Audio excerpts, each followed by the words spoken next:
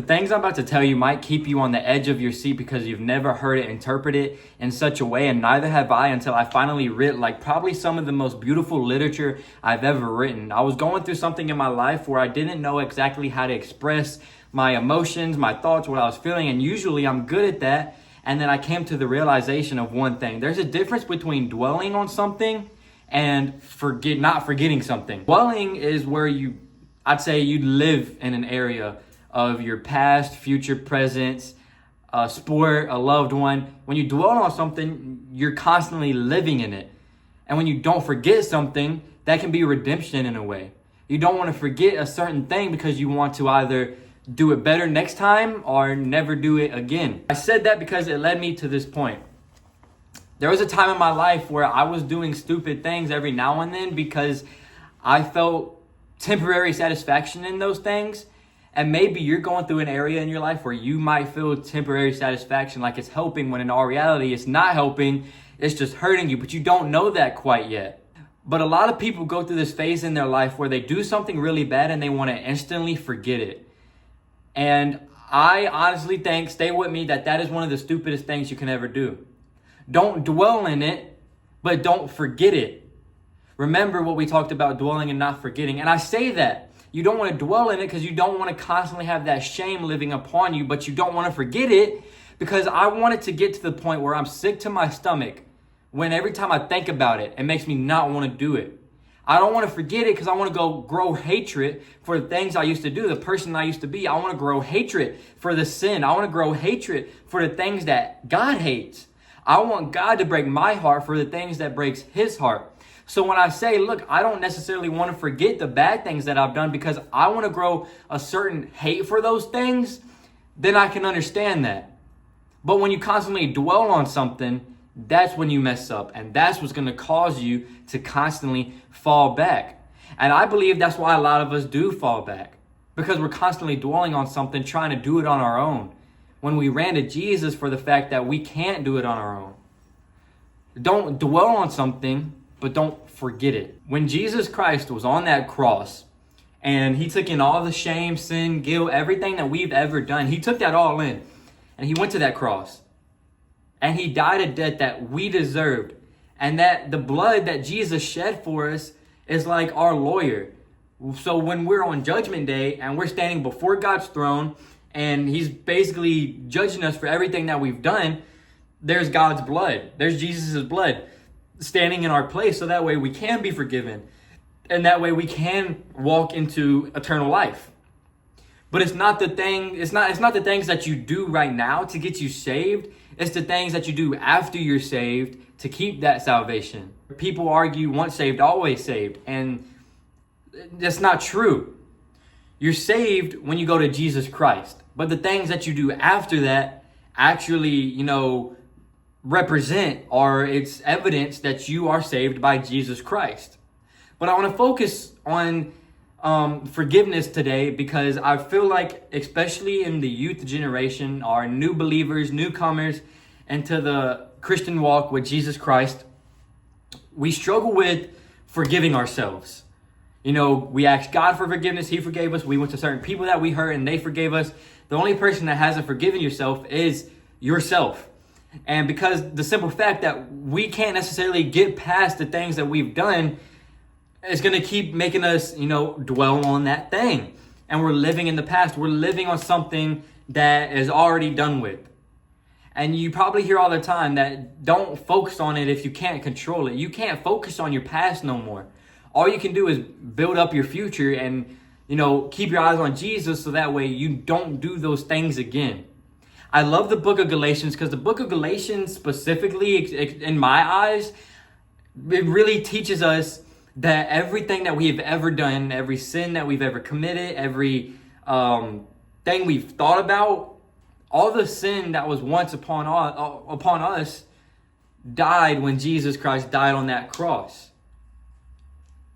And we're stuck living in that same sin. If we rewind a little bit, we were talking about the difference between dwelling and not forgetting.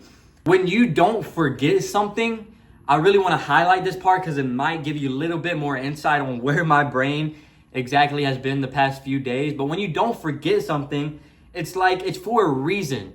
For example, you're not going to necessarily forget a traumatic events because they're traumatic and they kind of shape who you are, like the reason you are who you are, but you're not going to dwell on it because you don't want to feel sad or shameful the rest of your life, but you're going to remember it because it built who you were.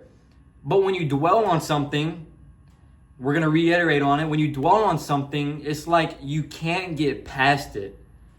And when you can't get past something, you might be okay for a day or two, but then you're going to run right back to it. Let's use an alcoholic for an example. Say there's this alcoholic and he wants to get better. So he goes to rehab and he's been sober for 2 days. And then this alcoholic dropped out of rehab and ran back to alcohol because he wasn't remembering everything that was taken from him, but he was dwelling on the fact that it tasted good and that it took away all my pain for a little bit. So it kept him coming back for more and more and more. Whereas an alcoholic with a son, or alcoholic that got divorced because of his alcohol addiction, he'll remember, man, alcohol took away my family. Alcohol led me to get divorced. Alcohol put me in this rehab. Then you're going to grow a certain hatred for that alcohol and you're not going to ever want to touch it again. And it could be the same case for lustful desires, sleeping around with people, smoking. Too much of anything can be bad for you. Too much of anything except Jesus.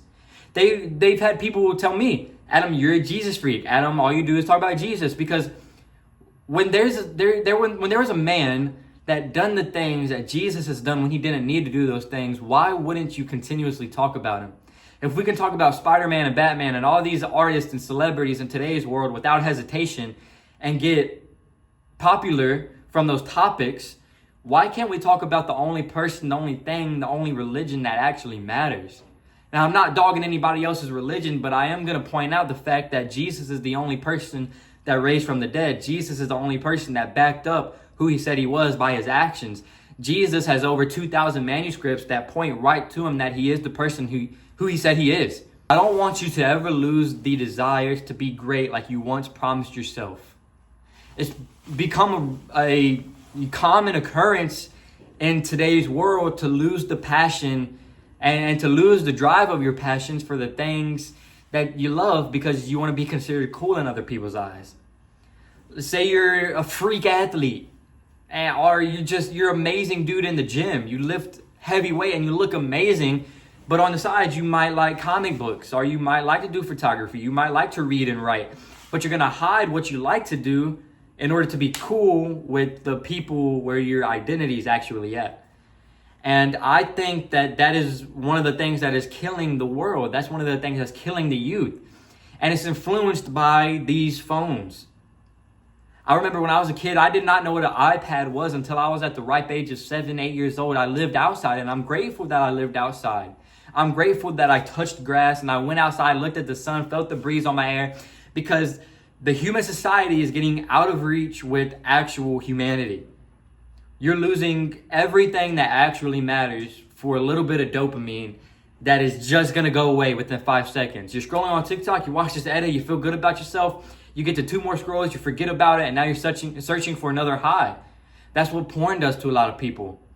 You find a certain video that you like and you do it, and then, you feel really bad about it, but the next day, you're looking for a video that was better than yesterday's, and you just always chasing something. It's like somebody that smokes. You're looking for a buzz better than yesterday. Alcohol, you're looking for more pain to go away than yesterday. But when you go to Jesus Christ, everything that you've been searching for is already found within Jesus Christ. That forgiveness, that love, the warmth, everything that you've been looking for in all the wrong places is found within Jesus Christ. The only thing you have to do is, I'm not going to say remember how bad of a person you were, but grow a hatred towards the sin. Because you can't change the fact that you were born into sin. You were born into sin. I was born into sin. Death is inevitable. And we can use death as a comparable thing to sin, because sin brings death. But the word says that where freedom is, where the Spirit of Jesus is, there is freedom. And whom the Son sets free is free indeed. So when Jesus rose from that cross, you have now been free from the power of sin that lives inside of you. But now the things that you do, the things that you say, the ways that you act, those things are going to determine the course of your life. One step at a time.